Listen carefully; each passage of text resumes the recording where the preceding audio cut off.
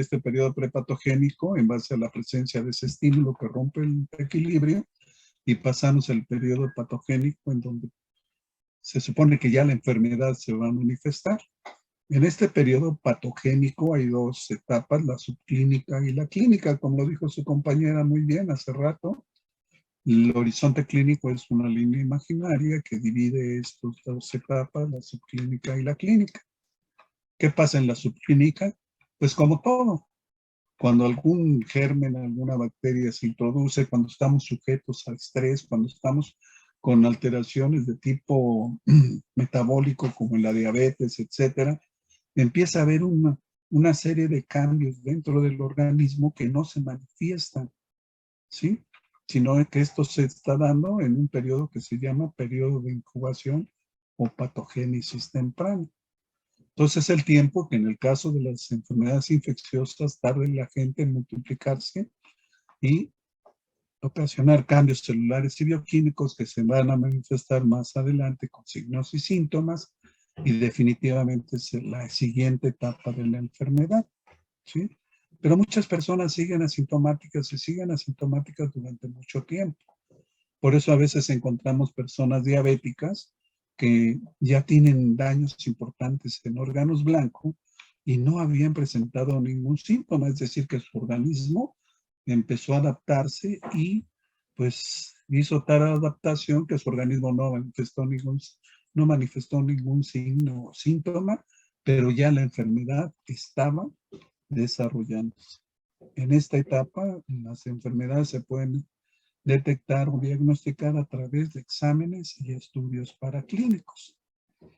En la etapa clínica, entonces ya viene la manifestación clínica de la enfermedad. Entonces, en este momento, ¿qué sucede?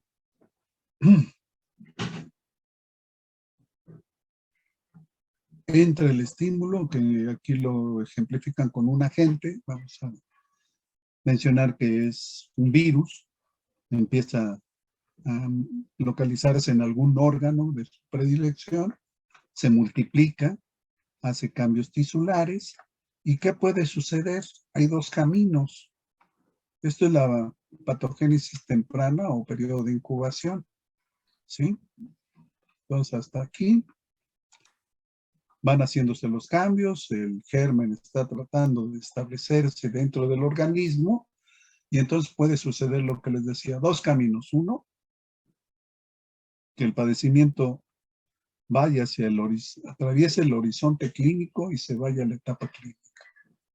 O lo que sucede en muchos casos, que el organismo en base a la inmunidad y resistencia de sus sistemas, de todo su aspecto biológico, pueda combatir el estímulo, en este caso estamos hablando del virus, y no va más allá de haberse quedado en esta etapa de patogénesis temprana. ¿Y qué sucede? Que el individuo se recupera. Y es aquí donde entran una gran cantidad de enfermos, como este del COVID, o de cualquier infección viral o bacteriana, que son asintomáticos.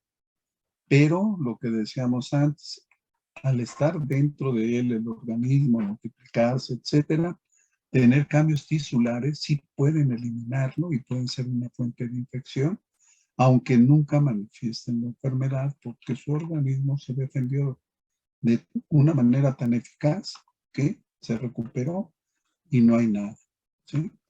Pero, ¿qué sucede en otras personas? Entramos a la etapa de signos y síntomas y entramos entonces a una enfermedad discernible tempranamente. Discernible quiere decir que no tiene características propias. Puede ser esto que estamos aquí manejando, fiebre, malestar general, etcétera, etcétera. Manifestaciones comunes para no solamente una enfermedad en específico, sino para muchas. Calentura puede ser cualquier enfermedad bacteriana, viral, cáncer, etcétera, etcétera. Podemos citar una gran cantidad de padecimientos. No hay especificidad en los signos y síntomas, ¿sí? Entonces, esta etapa clínica discernible tempranamente se caracteriza por eso, ¿sí? Cuando ya está en la etapa clínica avanzada, entonces ya tenemos características más específicas. ¿Se acuerdan en COVID que hay un cuadro para decir que debe haber tres signos mayores y dos menores? Entonces, mayores son fiebre, tos, dolor de cabeza, y el otros menores son astenia, eh, náusea, cansancio, etcétera. Dos mayores y uno menor, o dos menores, da la categoría de operativamente, es decir, desde el punto de vista epidemiológico, para considerarse como sospechoso. Entonces, aquí ya la enfermedad avanzada, la sintomatología es específica. Y ponen un ejemplo aquí como es los exantemas en la enfermedad febril exantemática, tumoraciones en el cáncer o el dolor localizado en cierta parte del organismo que nos traduce que algún órgano es el que está afectado. ¿Qué sigue? Entonces, signos y síntomas, viene la enfermedad y dependiendo de cómo actuemos de manera oportuna y eficaz, pues esto vuelve otra vez a regresar. Aquí está. Fue con un médico egresado de la FES Iztacala, fue muy efectivo y oportuno en su manejo. El paciente se recupera y hasta ahí llegó la historia natural de la enfermedad porque ya aparece la intervención del médico. Si no fuera así, si la enfermedad siguiera la historia natural sin ninguna intervención, entonces vendría la incapacidad o cronicidad que está dado con signos y síntomas crónicos. Viene la insuficiencia renal, vienen los problemas de tipo de neuropatía diabética, vienen los problemas de retinopatía, etcétera, etcétera. Y esto ya, ¿qué va a pasar después? Presenta algún estado de incapacidad y un estado crónico en los individuos.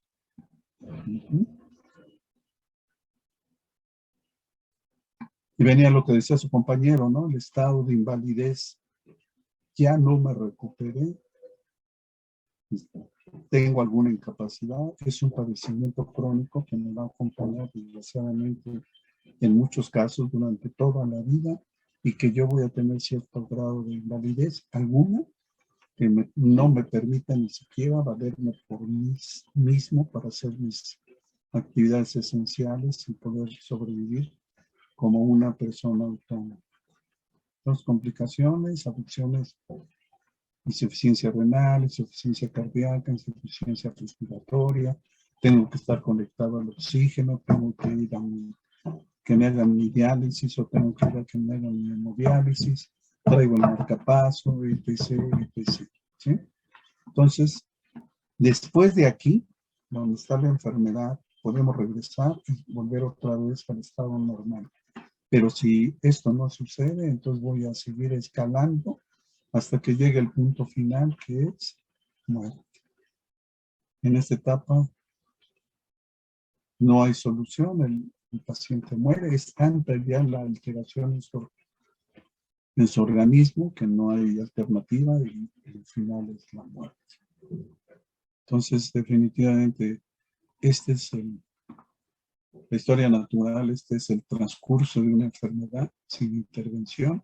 Y aquí estamos marcando algo que es bien importante, es el diagnóstico oportuno y el tratamiento. Pero lo ideal sería que este equilibrio que está en el periodo prepatogénico no se perdiera. Y eso es aplicando los niveles de prevención como marca la norma. ¿Qué sería más importante? Pues mantenernos sanos, evitar todas las situaciones de riesgo, etcétera, etcétera, para continuar con este equilibrio. Desgraciadamente no es así, es muy difícil. Y entonces para eso necesitamos aplicar las prevenciones. Primaria, que es en el periodo prepatogénico, secundaria y terciaria ya en el patogénico. Y aquí viene este cuadrito, véanlo, está muy esquemático, revísenlo. Y viene aquí la prevención primaria. ¿Cuáles son sus dos componentes ¿sí? Sé que es en la interrelación entre factores del hueso en el periodo. Aquí estamos sanos y lo que pretendemos es mantener el equilibrio y la salud. Y tiene dos componentes: la promoción para la salud, que es inespecífica porque puede aplicarse para muchas enfermedades. Hacer en la educación para la salud nos puede evitar problemas de nutrición, problemas de desarrollo, problemas de exponerse a algún eh, medio agresivo para nosotros, etcétera, etcétera. La promoción para la salud nos puede decir que nuestra vivienda debe tener ciertas condiciones de ventilación, etcétera, debe tener servicios para evitar ciertas enfermedades. En la consejería matrimonial para que nos digan cómo debe ser nuestro matrimonio, y muchas veces el problema de los matrimonios es por las malas relaciones sexuales que se establecen, y entonces establecer promoción para la salud en educación sexual. Y entonces viene otra parte que es los exámenes médicos selectivos. Si yo tengo un factor de riesgo como antecedentes de familiares diabéticos, pues sería importante que me hiciera pruebas tamices, y pues para que en mi persona que es supuestamente sano, por ahí si es que se está desarrollando el padecimiento, lo podamos detectar a través de una glicemia, a través de una medición, a través de la mastografía, etcétera, etcétera. Y ya la protección específica viene, por ejemplo, aquí lo mencionan bien, sobre la inmunización, la higiene personal, el saneamiento, protección contra riesgos, mascarillas, caretas en los trabajos, protección contra accidentes, cómo deben estar las áreas laborales con señalamientos, dependiendo de la actividad que se realice para evitar los accidentes. Protección contra agentes carcinógenos, carcinógenos, perdón, y la eliminación de alergenos para personas que son alérgicas. Y ya en la prevención secundaria, también lo mencionaban antes, es el diagnóstico precoz y temprano. Lo hacemos a través de cómo búsqueda de actividad de caso. Ahora que fue lo del COVID, pues contactos, salió un caso y entonces buscábamos entre sus contactos algunos que estuvieran ya con la infección a través de pruebas de tamizaje. Es decir, les hacíamos su antígeno, o en algunos casos muy particulares que no había síntomas, pues hacíamos el PCR. Los objetivos son curar y prevenir el proceso de la enfermedad, evitar la propagación, prevenir secuelas y disminuir el periodo de incapacidad. Esto es lo que pretendemos con el diagnóstico precoz y el tratamiento temprano. Luego viene el periodo patogénico también en cuanto a limitación de secuelas, tratamiento adecuado y provisión de facilidades para limitar las incapacidades y prevenir la muerte. Y ya al final viene lo que se llama rehabilitación, que lo explicaba muy bien su compañero, es decir, hacer actividades para que la gente, si no puede trabajar, por lo menos que pueda funcionar con autonomía. Y en base a eso, pues hacemos rehabilitación, hacemos actividades de reeducación para algunas actividades, dependiendo lo que, como consecuencia de no haber aplicado esto en su momento, pues llegamos a la etapa en que ya quedaron secuelas, quedó invalidez. Entonces, con la rehabilitación que queremos es reintegrarlo de la mejor manera a su vida cotidiana y muchas veces a la vida laboral. En el aspecto del trabajo, lo que hacemos aquí, sus colonias de amparo, pues muchas veces es darles también, en base a su capacidad que conserva, pues un reacomodo laboral para que también sigan, ¿cómo se llama?, siendo productivos, o sea, otorgar el mejor trabajo posible en base a las condiciones en que el individuo pueda desarrollarse dentro de ese ámbito laboral. Entonces, verán ustedes que todo tiene una secuencia. Si, como lo mencioné antes, si hay algo importante, digamos, tal vez por la situación de conservar nuestra salud y no llegar a las otras etapas, tal vez la promoción para la salud y la protección específica serían como si yo fuera alguien de la Secretaría de Salud, a lo que le daría un mayor impulso a la promoción para la salud y la protección específica. Si esto lo fortalezco, voy a desahogar muchas consultas, voy a desahogar muchas situaciones de hospital y pues los pacientes que lleguen aquí ya con enfermedades para aplicar la prevención secundaria, pues tendrán más oportunidad de que los veamos oportunamente, los manejemos en mejores condiciones en los hospitales y bueno, pues, ¿qué vamos a ganar con esto? Pues que queden secuelas, que queden validez, que queden situaciones donde definitivamente hay que aplicar ya la rehabilitación, etcétera, etcétera. Entonces, como verán ustedes, es interesante conocer todo esto. Existen en el internet, en muchos lados, ejemplos de historia natural de diferentes enfermedades, diabetes, cáncer, eh, enfermedades infecciosas, enfermedades bacterianas, etcétera, y nos ejemplifican cuáles son en esto, el periodo prepatogénico en cuanto al estímulo, cuáles son los mecanismos de transmisión, cómo puedo yo, en los casos de que yo sea fuente de infección, cómo puedo ser un riesgo para mis familiares, para la comunidad, en cuanto a la forma en que transmito el padecimiento X. Y también en base y consecuencia de este conocimiento, pues viene la aplicación de una serie de acciones de promoción para la salud. Y bueno, si existe protección específica, aplicarla, ¿no? Y es así como se ha logrado llegar a la eliminación del sarampión, desgraciadamente problemas de vacunas en los últimos años, pues no han permitido que lleguemos a una etapa más adelante, pero esto nos permite hacer un avance importante.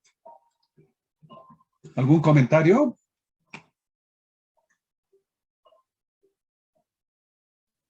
No, profe, todo Bueno. quedó No, profe, claro. todo bien.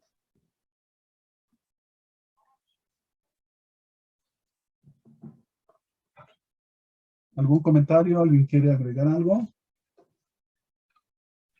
No, profe, todo claro. Sí. Vean el documento, está muy esquemático. Y bueno, pues creo que está muy entendible. Bueno, dejamos.